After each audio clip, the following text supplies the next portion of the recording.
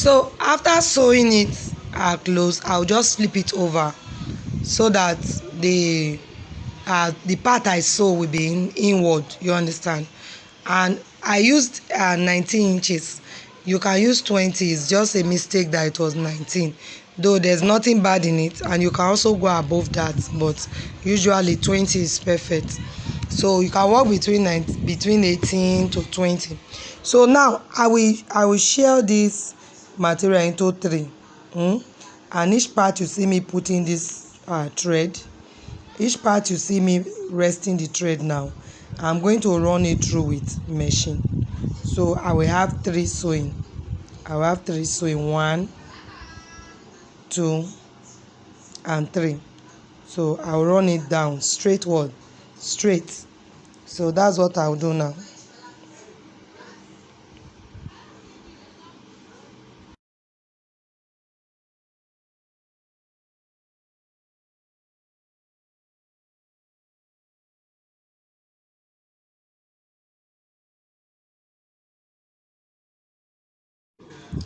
So I'm done sewing it now.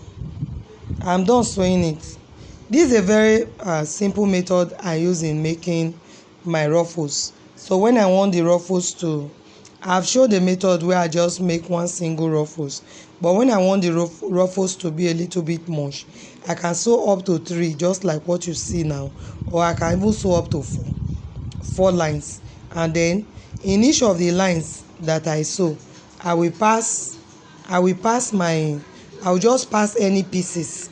So you can just get the same pieces of the material, and then I'll just pass it through the openings. I'll pass it through the openings.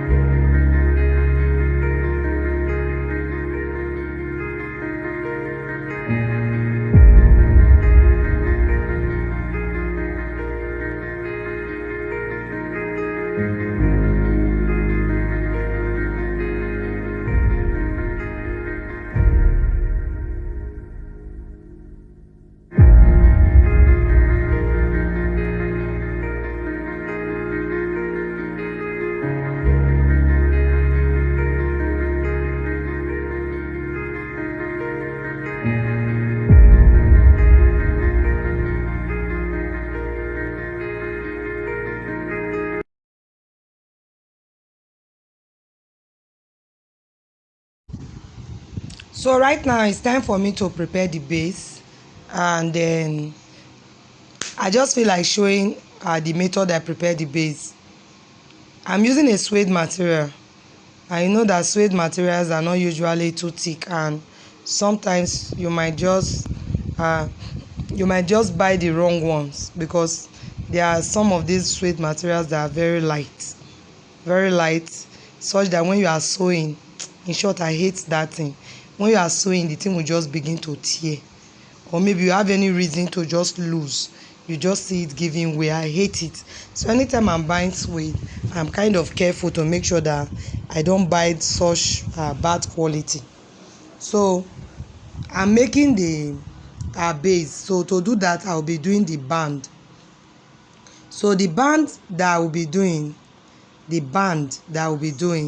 I used I think 20 inches, though I don't really need complete 20 inches, so I will surely trim out of it. But usually I say, when I'm trying to cross my base, create this V front in my base, I prefer to use a material that I think is SS. You understand? Material that I think is SS, so that I can be able to cross it properly eh, then I'll cut off the remaining ones from the back. Because sometimes when you try to like manage what you are crossing, you will not really get a good delivery. It's just the truth. There was a time I tried to manage material and I think I did that 15. By the time I finished crossing, in short, I wasted that material because I had to lose it. That's just it. Okay, so I have 20, which will give me like 40 inches, and then I'll cross. Then again, you know that I will need the material that I'll use to cover the back, so I'll quickly cut that one now. So the first thing I'm doing is that I first of all place one material under, and then I'll place the base. I'll place the base on top of that one. I'll place the base on top of that one, and then I'll place a second material on top of it again. This will help me to thicken the material, and this method also work when you are working with, you know, this light polo material. Sometimes you see some cap with light polo material. If you are just using a single one, it's not the best. I prefer that you double it and you use this method. So if you are crossing your base, this is the method. But if you are not crossing your base, you just know that you lie the base on it straight. You understand? The band, I mean, you lie it on it straight. So right now I'm putting the second one on top of it, and when I put the second one on top of it, I'll simply pin. You understand? I'll simply pin it. So when I'm done pinning it, I will sew.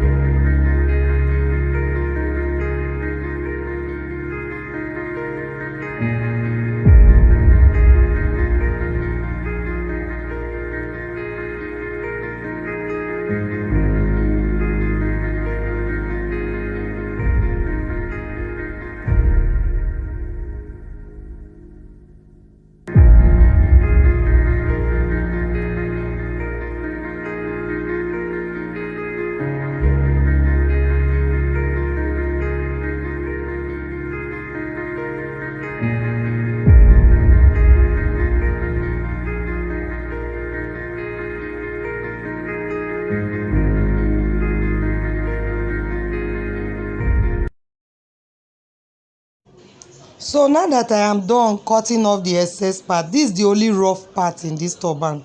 If you use this method, this is the only rough part. So what I'm expected to do is to just weave that place. Every other part is covered, the edges are covered. You understand? The band is covered. So only that part where I trim off now is the only rough part, and it's very easy. You just weave it and you have a very perfect turban cap, or what do I call it now. So this part is ready. The next thing I'll do is, I already prepared the part I want to use for the ruffles. So all I need do is to just fix that ruffles on the cap. All I need do is fix the ruffles on the cap. Of course, you can see the V front in it already. The cap is ready, and again we are going to use loose stitches, you understand me, to like gather, or should I say, yes, gather or draw the inside so that we drag it together, you understand, the back of the turban. All right, so this is the ruffles. I'll drag it to the size I want. You can see that this ruffles is very easy, and again it's not high. Another thing is, it's not stressful at all. It's not like the one you try to use your hands to arrange. You can see the pattern is well defined. But what I did was that I actually stoned this material for my finishing, you understand. I used the fabric stone and my stoning machine to like stone it, and then finally I tack it using a needle and thread, and then that was just like all all